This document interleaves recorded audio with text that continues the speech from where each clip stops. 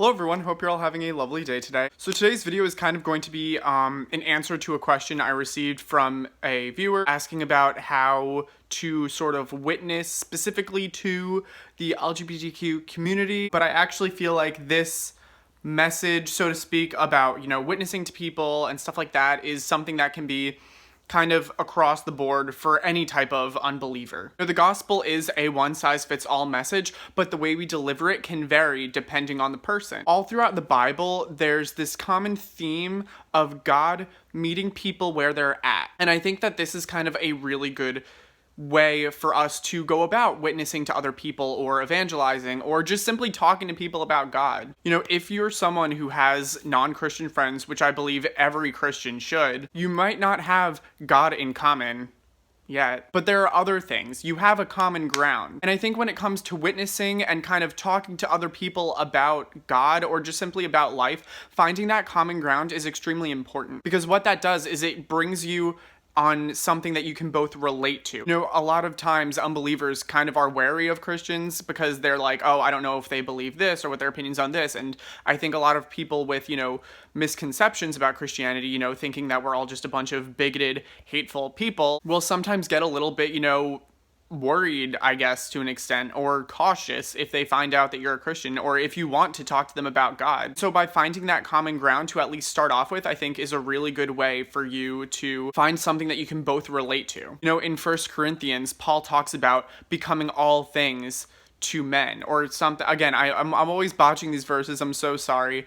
But if you look it up, I think it's in 1 Corinthians 9, somewhere in there, Paul talks about, I became all things to all men, so that he might gain some. It could go something like, oh, you love 80s music? That's great. I happen to be obsessed with The Police and Steely Dan, although Steely Dan might be more late 70s. Oh, you swim? That's so cool. I used to swim too. Isn't butterfly the worst stroke in the entire world? All my swimmers out there, you know exactly what I'm talking about. Oh, you like to read? That's so cool. I love to read too. What kind of books do you like to read? I just got done recently reading this book. I highly recommend it. And so by finding that common ground, like I said, you have something that you can relate to with the other person. And eventually over time, you can kind of bring God into those conversations. I'm in a book club right now, and it's amazing.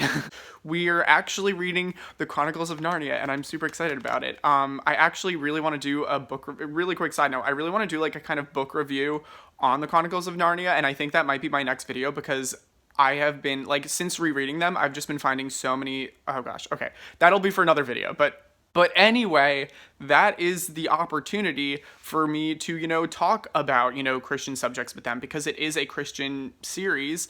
And not only that, but we're finding something that we have in common. We all like to read. And so therefore, we all are, finding that common ground through our love of reading. And sometimes God is brought up. Sometimes, if there's a common theme in faith, talk about it, be honest. And again, this is not saying that you have to talk about God all the time or rush to quickly be slip in God every time you're in a conversation with them. But if it happens, let it happen. Be honest, be upfront. And so I think when it comes to witnessing and evangelizing, finding that common ground and meeting people where they're at is so important, because as I said, God does that so many times in scripture. The words that are used, the imagery that's used, even I think in parables and stuff, it's all a lot of times relative to cultural themes that were going on in that time. So by using cultural themes of that time when the Bible was written, God is meeting those people where they're at. I think when it comes to witnessing and evangelizing and just talking about God, that's something that we should be doing too. So I hope this answers your question, and I hope this video helps you in some way, shape, or form. If you ever have any comments, questions, or concerns, do not hesitate to leave me a comment down below. And if you like this video, give it a like and hit the subscribe button. And as always, have a lovely rest of your day, and God bless.